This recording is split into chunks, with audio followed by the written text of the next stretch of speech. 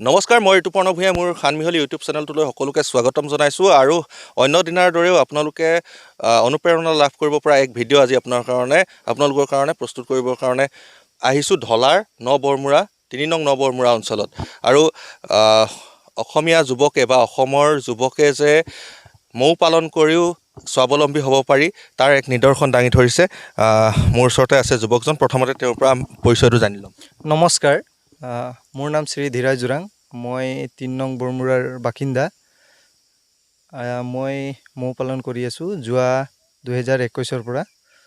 তো মই মৌ পালন কৰি যথেষ্টখিনি বুজি পাইছোঁ যে মৌৰ আৰু এজন খেতিয়কৰ কাৰণে কিমান উপযোগী মৌ, যে মৌ কিয় পুহিব লাগে।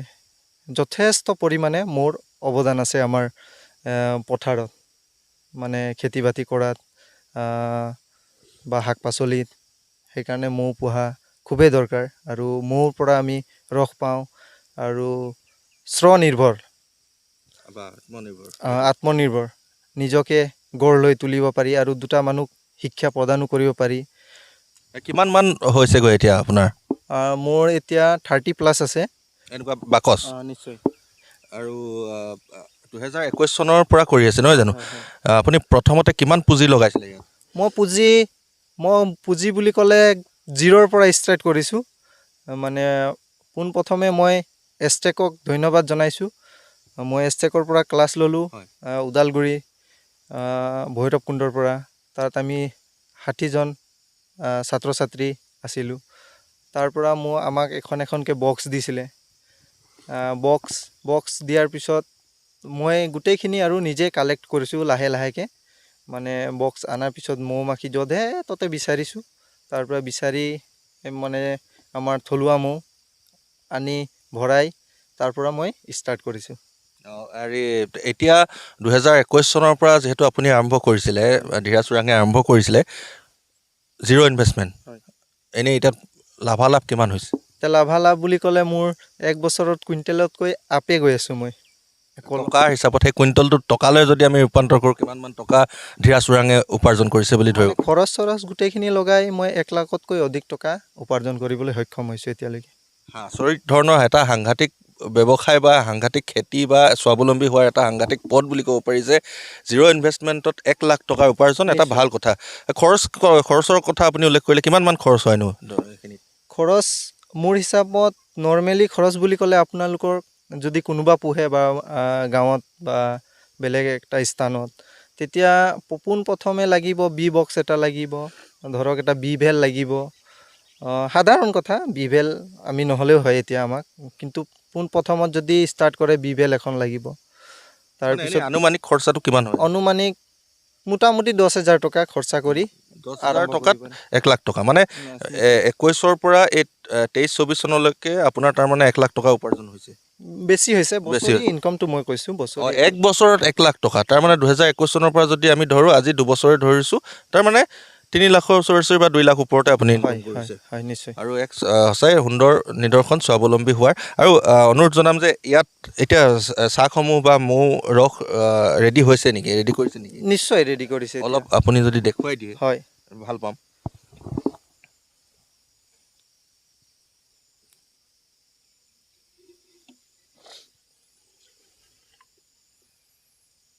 আৰু এই সুন্দৰকৈ ৰখা হয় ন এনেকৈ? হয়।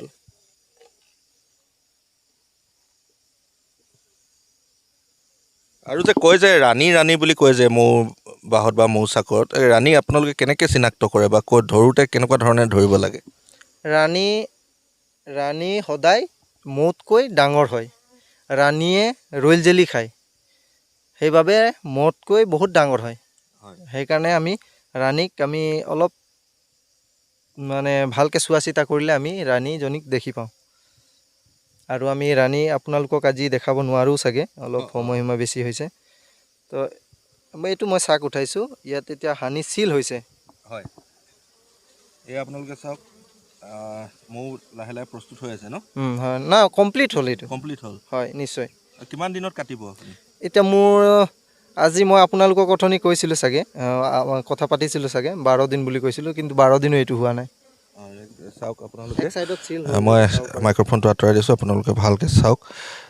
আৰু আমাৰ ব্লগাৰ বা ইউটিউবাৰ প্ৰিন্সেও মোক সহায় কৰি আছে, ভিডিঅ' কৰি আছে। তেওঁ ধুনীয়াকৈ ভিডিঅ'টো বনাইছে, আপোনালোকে তেওঁৰ প্ৰিন্স ভৰালী ব্লগ নামৰ ইউটিউব চেনেলটো গৈও চাব পাৰিব।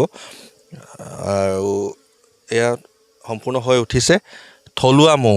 হয় আৰু সহজে আপোনালোকে আৰু ধীৰাজৰ ঘৰ তিনিচুকীয়া জিলাৰ ঢলাত আপোনালোকে যোগাযোগ কৰি তেওঁ যদি বিচাৰে নিশ্চয় পাৰিম নে কণ্টেক্ট নম্বৰটো দি দিব? নিশ্চয় নিশ্চয় নিশ্চয় কণ্টেক্ট নম্বৰটো মই দি দিম। আপোনালোকে এই নম্বৰত যোগাযোগ কৰি তেওঁৰ পৰা লোকেল খাটি মৌ সোৱাদ ল'ব পাৰিব। আৰু কোনোবাই যদি এই অঞ্চলৰ বা বিভিন্ন অঞ্চলৰ যুৱক বা কোনোৱে যদি এই ব্যৱসায়টো কৰিব বিচাৰে, আপুনি এই মৌ ৰাণী বা তেনেকৈ মৌ যোগান ধৰিব পাৰিবনে বা বক্সসমূহ তেনেকৈ? নিশ্চয় মই অলৰেডি এতিয়ালৈকে মই বক্স 22টা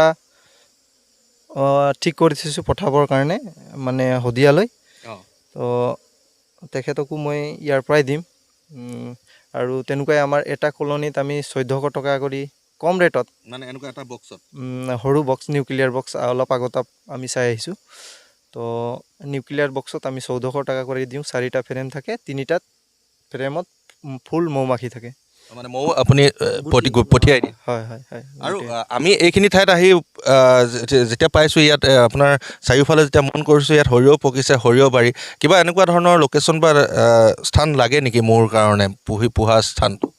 কাৰণ সিহঁতে মৌৱে ফুলৰ ৰসৰ পৰাই মৌটো প্ৰস্তুত কৰে। হয় নিশ্চয়, এই ধুনীয়া প্ৰশ্ন দাদাজনে কৰাৰ কাৰণে। মৌ মানে চ'চ নহ'লেও কিছুমান টাউনতো পুহিব পাৰি, নিৰ্দিষ্ট এটা স্থান। মৌ এনেকুৱা জেগাত থ'ব পাৰি, মৌ কেতিয়াও আপোনালোকে নাভাবিব যে আমাক ঠাই অলপ বেছিকৈ লাগে। ইয়াক ঠাইও কম লাগে। তাৰপিছত মানে 1.5 কিলোমিটাৰত গৈ হানি কালেক্ট কৰে, হানি ৰেণু সেইখিনি কালেক্ট কৰে। আৰু গাঁও অঞ্চলত খুবেই ভাল, যধে মধে জংলী ফুলবিলাক, মানে বনৰীয়া ফুল, সেইখিনিৰ পৰাও যথেষ্ট মৌ, ৰেণু, মৌ আদি কালেক্ট কৰি মৌ প্ৰস্তুত কৰিব পাৰে। আৰু ইয়াক বান্ধিব নালাগে ছাগলী এটাৰ দৰে বা গৰু এটাৰ দৰে। নিজে খাই আপুনি ইয়াৰ পৰা দিল্লীলৈ গুচি যাওক, মোৰ নিজৰ কাম নিজে কৰি থাকিব। কিন্তু ইয়াক অকল দেখা শুনা অলপ কৰিব লাগে মাজে সময়ে আহি মেলি। শেষত আপোনাক সুধিছোঁ যে আপুনি কিবা কোৰ্চ কৰিছে নেকি ইয়াৰ ওপৰত?